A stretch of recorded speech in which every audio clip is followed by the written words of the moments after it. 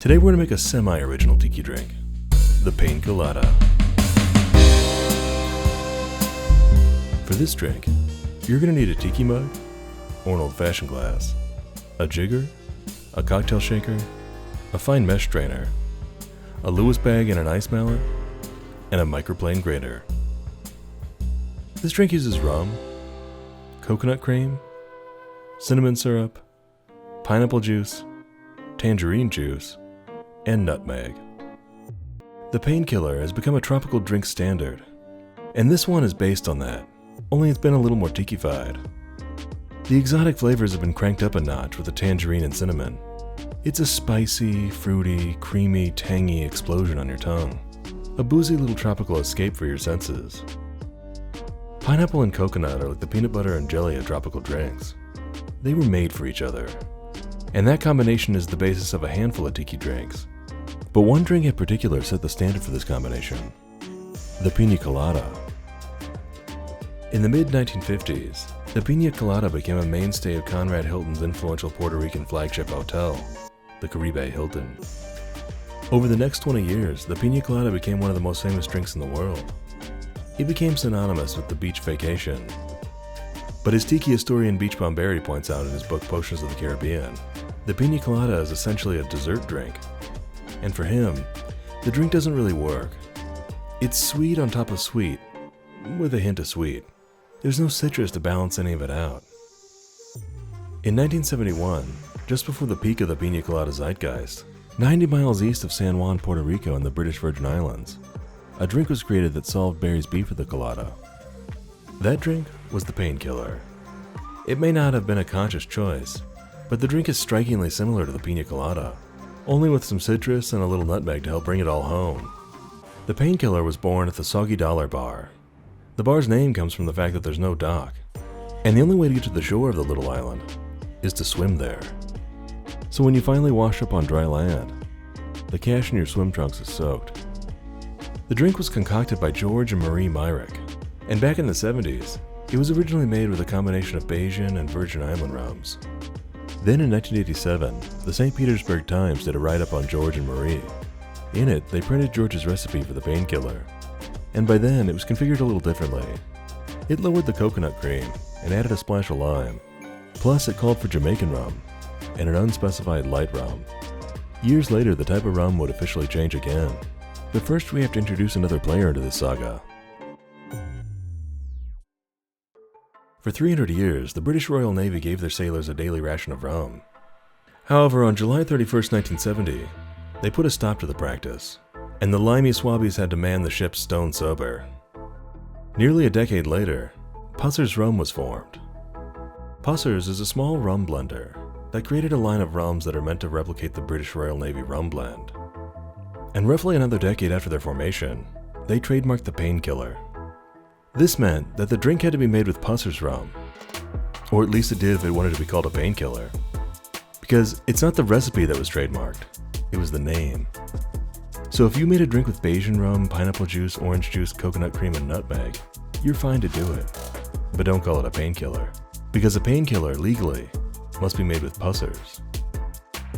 In 2010, Giuseppe Gonzalez and Richard Bocato got together and opened one of the early tiki revival bars. They called it Painkiller. Like fellow New York bars, the Pegu Club and the Clover Club, they named the bar after a drink that embodied the style of the joint. Years later, tiki bars like Three Dots and a Dash and Jungle Bird would follow a similar trend. But in 2011, the bar was sued by Pussers for using the name Painkiller, so it changed its name to PKNY. However, the internet, in an early iteration of outrage culture, did what it did best and flipped out. Pussers was boycotted. The brand was gobsmacked and had to apologize, but the damage was done. The brand spent some time in the doghouse, and PKNY eventually closed. But really, there's something very tiki about this saga. Don the Beachcomber and Trader Vic fought over IP. Don protected his recipes like trade secrets, and Vic patented and trademarked all sorts of things. The oral tradition and collegiate nature of bartenders was broken in the post-45 Eisenhower years. It was the dawn of a new era of fast food franchises, TV dinners, and pre-made everything, where patents and mass production was king. If someone came into your tiki bar and ordered an item off the other guy's menu, you had to take it on the chin. But why should you? You can't order a Big Mac at Burger King after all. That's just the point though, isn't it? That's not the way bars work. You take all this patented, classified trade secret crap and you throw it out the window in the 21st century. The cocktail renaissance that revved up in the late 2000s was all about discovery, revitalization, and restoring a lost art. With cool bars, cocktail archaeologists, passionate bartenders, nostalgic content, and the resurrections of old ingredients, the world was opening up to the excitement of hyper-accelerationist sharing and ultra-niche community, thanks to the ubiquity of the internet in our pockets. Tiki was just starting to regain a foothold in the popular imagination, which meant that rum was in demand. So when the bartending community, disgusted by the lawsuit, started dumping Pussers, the brand could only scratch their heads and wonder how they ended up here. Let's get going. I don't like it here. This tempest in a tiki mug lit things up in the cocktail world for a bit. But as with most controversies, the storm passed, memories faded, and the world moved on. Mostly. These days, tiki bars typically don't put a painkiller on the menu, and if guests ask for one, they end up putting together a twist on the drink. This avoids any legal questions, and can improve the drink. That's exactly what I did. Frankly, the drink needed some changes.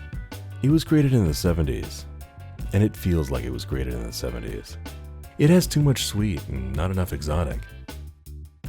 For the pineapple juice, you're definitely going to want to use unsweetened juice. Ideally for the citrus juice, you'll want to use Tangerine Juice, which is the same citrus that works so well in the M1. It's in the ballpark of orange juice, but it's playing another game altogether. It's somehow more tangy, but with less bite. If you have satsumas or mandarins or sumos or something like that, those will work as well. If you can't get your hands on any of those, try it with Cara orange juice. It has that dark orange, almost pink flesh. It's low acid and has just the right amount of bite. It's my favorite orange juice for cocktails, and makes a pretty solid substitute in this drink. For the sweetener, you want to use cinnamon syrup. This one's easy to make at home. And it's an essential ingredient for tiki drinks like the Zombie or Donde Afternoon. This is why you want to use the unsweetened coconut cream, so you can control the flavor of the sweetener. Also, I like using smaller cans or Tetra Paks. Unless you're making a ton of coconut drinks, these are a better size for the home bartender. But if all you have is sweetened, you can make it work. You just want to treat it like you're making coquito. You can drop in some cinnamon sticks and stir it in with the coconut cream on medium heat for about 20 minutes. Then strain out the cinnamon, bottle it up, and store it in the fridge. That way you'll have a more cinnamony coconut cream. You'll also want to use freshly grated nutmeg on top. It gives the drink a really huge hit of spicy aromatics that ties the whole room together. According to George Myrick though, it's fresh nutmeg or nothing at all. But if you can't get a hold of fresh nutmeg, ground nutmeg will do in a pinch. Or if things are really dire, some of that leftover pumpkin spice blend. Just don't let George find out. In terms of garnish, I like it with a pineapple wheel and some pineapple fronds, but garnish it how you like. Feel free to use a fresh pineapple wheel or an orange wheel if that's what you have on hand. For the rum, I like making it with Hamilton Navy Strength. It's able to stay on its feet and not get lost in the juices. But also it's such an interesting blend of high ester Jamaican and the deep dark toffee flavor of the Guyanese rum. If you can't get your hands on this bottle, you can try making it with another overproof blend, or a split of Jamaican and Guyanese, or just whatever you can scrounge together. Sometimes you need to make do with what you got. If you don't have a tiki mug, you can serve this one in an old-fashioned glass. It'll get you to the same place. This incredible mug, the Hers mug, comes from Pie-Eyed Tikis, a husband and wife team of ceramicists and all-around tiki enthusiasts from Central Florida, who, among other things, created my favorite zombie mug. I love the details and the look of this mug. The glaze looks like it's straight out of Uncut Gems. And the mug's wincing expression makes it look like it needs the drink more than you do. The name of this drink acknowledges both the roots of the Piña Colada and the Painkiller, but it also tries to push the drink a little further, out of the land of the tropical and into the exotic, to create a drink that would feel at home at any tiki bar. Before I get started, I like to chop, extract, strain, and bottle my tangerine and pineapple juice. That way it's easier to pour when it comes time to measure. Then prep your coconut cream. Open the can. If the fat's settled on top, give it a quick stir and pour it into a carafe or a measuring cup so that it's easier to pour as well. Next, beat up some ice. Add ice cubes to a Lewis bag and roll it up. If you don't have a Lewis bag, you can use a bar towel. Just fold it up so the ice can't escape. With the Lewis bag rolled, hammer on it like it was filled with patent trolls. Then fill your mug with crushed ice and set it aside. Next, measure 2.5 ounces of rum. Add that to the shaker. With this jigger, that's 2 pours. Measure 3 ounces of pineapple juice. Add that to the shaker. That's also 2 pours. Measure 1 ounce of tangerine juice, cinnamon syrup, and coconut cream. Add those to the shaker. And use a bar spoon to scrape out as much of the coconut cream as you can. Add ice, pop on the top, and give it a good shake to chill it down and give it some dilution. Then double strain it over the ice in your mug. That'll help catch all the lumps and the foam, but leave the good stuff in your mug. Next, work in your garnish. And finally, grate a generous dusting of nutmeg on top. You really want to be able to smell that spice as you approach the drink. And there you have it. A little something for what ails you. The Pain Killada. Akole Maluna. Special thanks to cocktail author and patent attorney Philip Green for walking me through some of the legal concepts. Everything I got wrong about copyright law, blame me. But everything I got right, thank him. Please support this channel by clicking on the Patreon link here, where you can unlock exclusive videos and other bonus content. Check out some more videos and be sure to subscribe. For links to books, bar supplies, and more, as well as the printed recipe, check out the description below.